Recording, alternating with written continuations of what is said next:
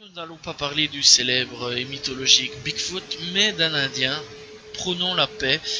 Salut tout le monde. Aujourd'hui, on se retrouve pour l'histoire du célèbre Indien Bigfoot.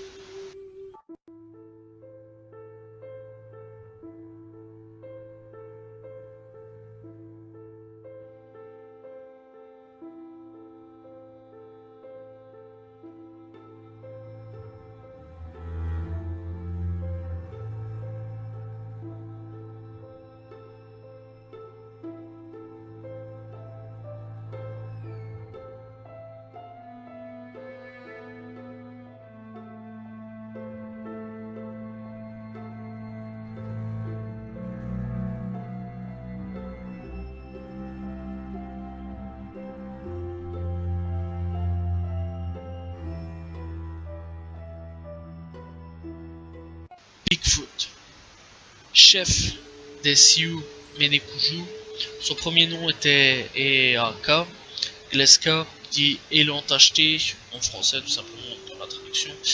Puis il prend le nom de Sitanka, Grand Pied, et à la mort de son père en 1874, Bigfoot devient un important chef des Minikuju.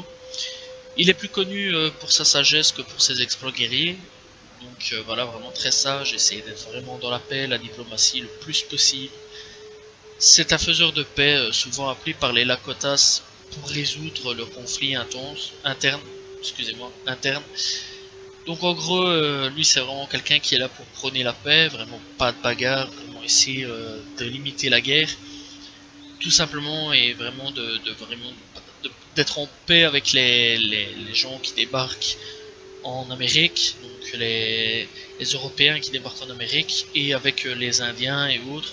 Donc vraiment pas de guerre, quoi. C'est vraiment quelqu'un qui est appelé pour toujours résoudre les conflits. En 1877, après la campagne contre les Sioux, conduit par le général Philip H. Sheridan, les survivants des Minikuju s'installent sur la grande réserve Sioux au nord de la rivière Cheyenne. Bigfoot encourage les siens à s'adapter à la civilisation blanche. Elle fait construire des écoles pour les jeunes indiens et encourage l'agriculture. Donc voilà, en fait, cet homme-là, c'est vraiment quelqu'un qui essayait de s'adapter en fait à l'invasion carrément. Hein. Voilà, on va pas se mentir, c'était carrément une invasion. Et donc en gros, ce sont des gens qui sont venus, qui sont pris l'Amérique, parce qu'il faut savoir que l'Amérique, bah, c'est pas vraiment l'Amérique qu'on connaît aujourd'hui, c'est vraiment purement indien, voilà, ou un cas ou autre. Hein. Et donc la civilisation anciennement européenne est venue. C'est beaucoup l'Espagne, la France, l'Angleterre, c'est vraiment beaucoup ces pays-là qui sont venus, qui ont envahi cette terre-là, qui ont tué ces gens-là, et puis se sont installés carrément, hein, voilà. Et donc en gros, lui, il était vraiment là pour être plus, pour prôner la paix, pour être vraiment pas de bagarre, vraiment être au calme. Donc à ce moment-là, il a préféré, avec tous les siens, vivre donc, dans des réserves. Donc, voilà, même encore à l'heure actuelle, aujourd'hui, des réserves existent pour les Indiens, et donc lui a préféré largement vivre dans une réserve et vivre en paix et vivre honnêtement, que plutôt d'être tué ou voire même emprisonné tout simplement, malgré que vivre dans une réserve c'est un peu une prison pour ma part. Enfin voilà, tout simplement il a vraiment clairement préféré vivre tranquillement, avec en paix avec les hommes blancs, avec les Indiens et autres, et donc vivre dans une réserve.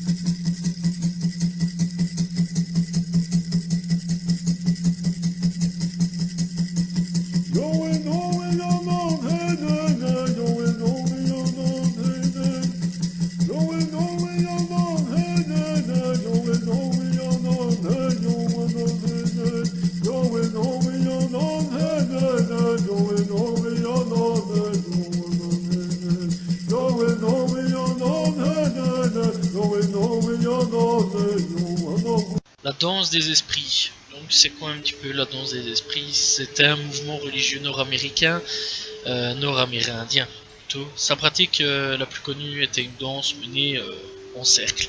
Et pourquoi on parle de ça? Donc on va y expliquer. Quand en 1889 King Bear et Short Bulls introduisent les cérémonies de la danse des esprits, on en parle, sur les réserves des Lakotas, la majorité des Minikuju dansent dans l'espoir de voir revenir ces morts et de retrouver la vie traditionnelle. Alors donc, leur chef Bigfoot, lui, voulait en vivre tranquillement, vraiment pas de problème. Les autres habitants, eux, voulaient vraiment revenir à leur vie traditionnelle, sortir des réserves tout simplement. Bigfoot n'est pas lui-même un actif partisan de la pluie, enfin de la danse des esprits, excusez-moi, donc n'est pas un actif partisan de la danse des esprits, mais elle respecte le choix de son peuple tout simplement. À l'automne 1890, il conduit les siens à Takini, près de Cherry Creek. Il apprend alors qu'il est considéré comme un fauteur de troubles par l'administration et doit être arrêté et mis en prison. Il pense avant tout à mettre les siens en sûreté car l'armée a investi la réserve et des événements graves semblent imminents, tout simplement.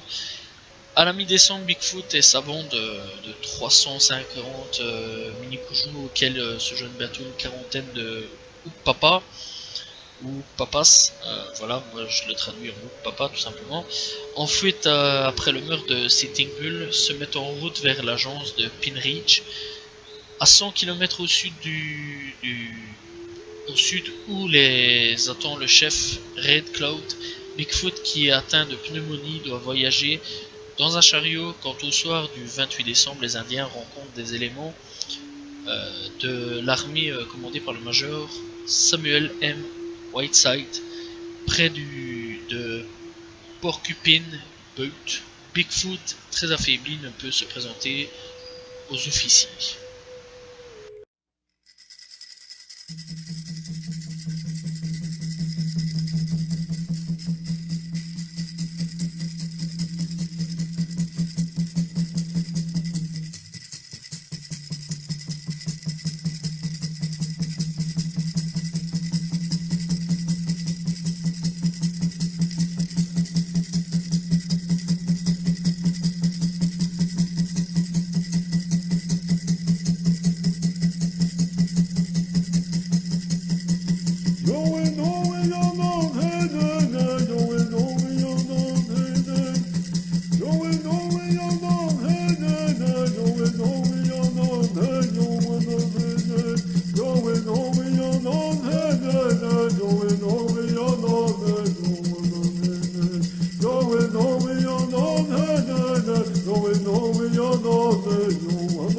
Woodneedclee, 29 décembre 1890.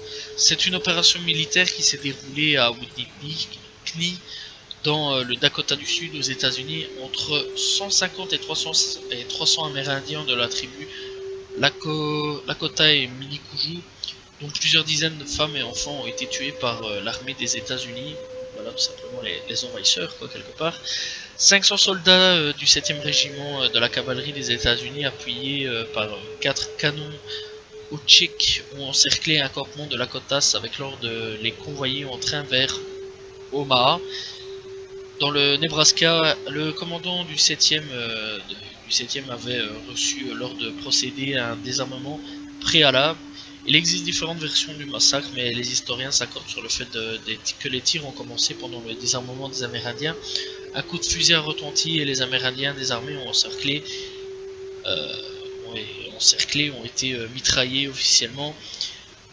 Ont été tués 26 soldats de la cavalerie par tir fratricide et 153 Sioux, dont 62 femmes et enfants, de l'armée américaine, a admis par la suite que le nombre de victimes parmi les Amérindiens se situait plutôt entre 300 et 350.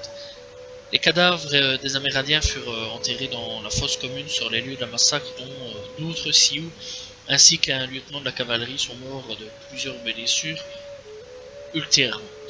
Bref, donc en gros, pourquoi je parle de lui? Donc cette fois-ci, on va parler un petit peu donc, de ce qui s'est passé.